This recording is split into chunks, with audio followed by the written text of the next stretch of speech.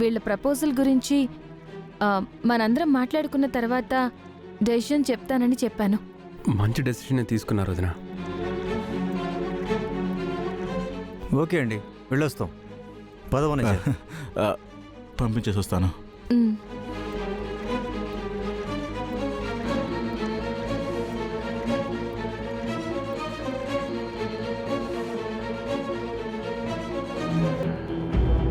రేపు మంచి రోజేనమ్మా.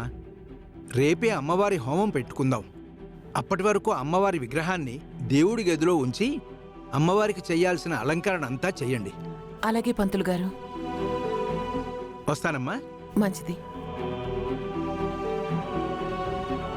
గాయత్రి, అమ్మవారిని పూజ గదిలో పెట్టండి.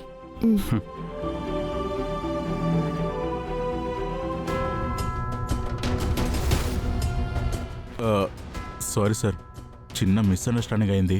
మిస్అండర్స్టాండింగ్ అంటావేంటి ఫణి? మాతో టైప్కి మీ ఇంట్లో అందరూ ఓకే అన్నావు, నన్ను ఇంటికి రమ్మని పిలిచావు. ఇప్పుడేమో మీ వదిన చూస్తే అంత తొందర ఎందుకు, ఆలోచించి నిర్ణయం తీసుకుందాం అంటుంది. అంటే మీ మాట మీ ఇంట్లో వాళ్ళు ఎవరూ వినరన్నమాట. అయ్యో అదేం లేదు మేడం. నేను మా ఇంట్లో వాళ్ళందరినీ కన్విన్స్ చేస్తాను. ఎలాగైనా సరే ఈ డీల్కి వాళ్ళు ఒప్పుకునేలా చేస్తాము. అవును సార్, ఎందుకంటే ఈ డీల్ మీదనే నా భవిష్యత్ ఆధారపడింది.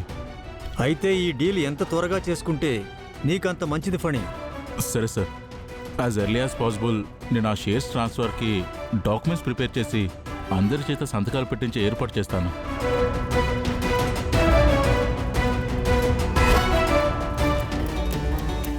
ఏవండి,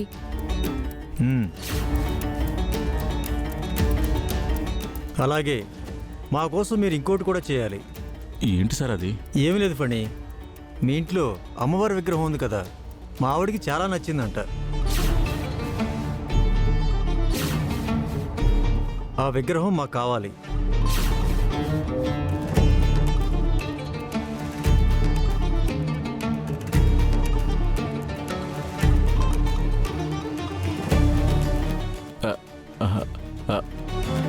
ఆ విగ్రహం ఎందుకు సార్? మీకు కావాలంటే నేను వేరే చేసి పంపిస్తాను. లేదు, నాకు ఆ విగ్రహమే నచ్చింది. మేము బయట కొనుక్కోలేక కాదు మిమ్మల్ని అడుగుతుంది. అది ఆ అమ్మవారి విగ్రహం చాలా పురాతన కాలం నాటిదిలా అనిపిస్తుంది. అది నాకు కావాలి. ఫణి, మన ఈ టైఅప్ సక్సెస్ అవ్వాలంటే అమ్మవారి విగ్రహం మా ఇంట్లో ఉండాలి. అప్పుడే నీకు మేము సపోర్ట్ చేస్తాం. అలాగే మీ కంపెనీ షేర్స్ అన్నీ మాకు ట్రాన్స్ఫర్ అయిన తర్వాత నిన్ను చైర్మన్ చేస్తాం. గుర్తుపెట్టుకో ఫణి, ఆ అమ్మవారి విగ్రహం మాత్రం మాకు కావాలి. దాని మీదే నీ భవిష్యత్ ఆధారపడి ఉందని గుర్తుపెట్టుకో. సరే సార్, ఆ అమ్మవారి విగ్రహాన్ని ఎలాగైనా సరే మీకు నేను ఇస్తాను. కానీ మీరు అన్న మాట మీద నిలబడి ఉండండి. అమ్మవారి విగ్రహం ఇచ్చిన తర్వాత షేర్స్ అన్ని ట్రాన్స్ఫర్ అవ్వగానే నువ్వు అనుకున్న ఆ చైర్మన్ పదవి నీకు దక్కుతుంది. మేము వెళ్ళొస్తాం.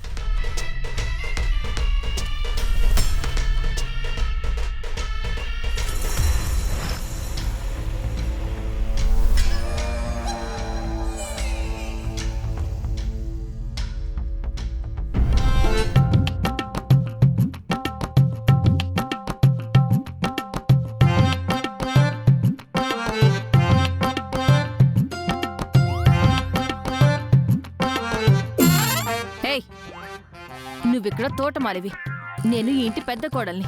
నువ్వేంటి పద్దాక అత్తారింటికి వచ్చినట్టు నా రూమ్లోకి వస్తావు? ఎవరన్నా చూస్తే ఏమనుకుంటారో తెలుసా? ఎవరు చూడలేదు కదా. అయినా చూసేలా నేనెందుకు వస్తాను? నీకేంటి, నువ్వు అలాగే చెప్తావు. ఎవరైనా చూస్తే కవర్ చేసుకోలేక నేను చేస్తున్నా. నీతో ఒక్క ప్రాబ్లం కాదు.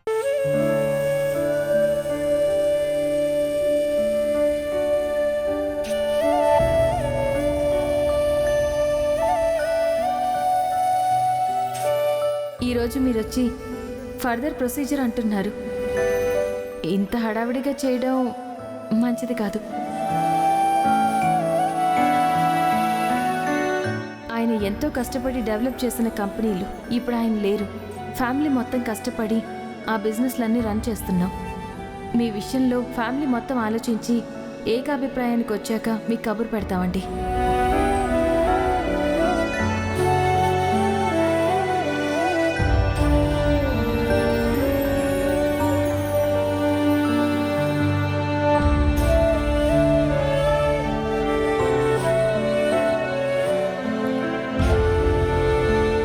ఏంటి అలా చూస్తున్నావు? మాట్లాడు.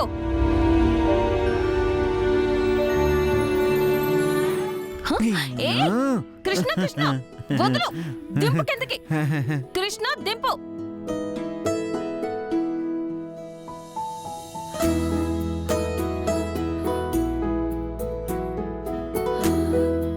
కృష్ణ చెప్తున్నాను కదా దింపు. కృష్ణ కొట్టేస్తా. ఏయ్ నన్ను ఎత్తుకుంటావా? నీ పని చెప్తానుండు.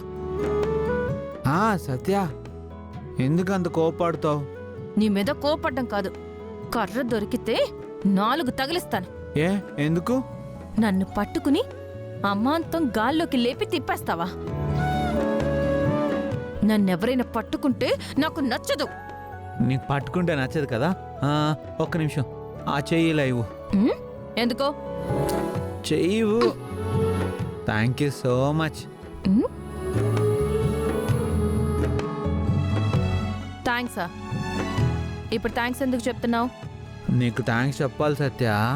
ఎందుకంటే ఆ ఫనీ వాళ్ళు కుట్ర చేస్తుంటే నువ్వు అచ్చం సుందరిలాగా కాదు కాదు కాదు నువ్వు సుందరివై అలా మాట్లాడడం, వాళ్ళ ప్లాన్ తిప్పి కొట్టడం చాలా గ్రేట్. ఏయ్ నీ సుందర్లాగా ఏంటి? నాకప్పుడు మా అత్తయ్య మొహం గుర్తొచ్చింది.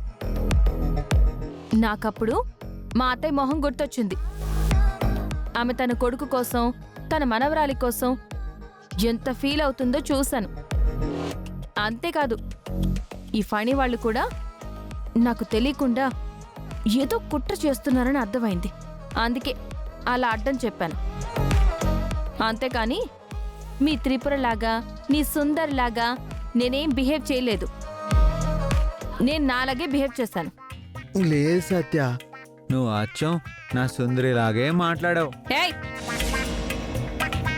ఇంకోసారి సుందరి గిందరి అన్నావంటే టైంకి కర్ర కనపట్లేదు గాని లేకపోతే 4 తగిలించాను. నువ్వు నన్ను కొట్టవులే. కొట్టనా? కర్ర దొరికితే కర్ర విరిగేలా కొడతాను.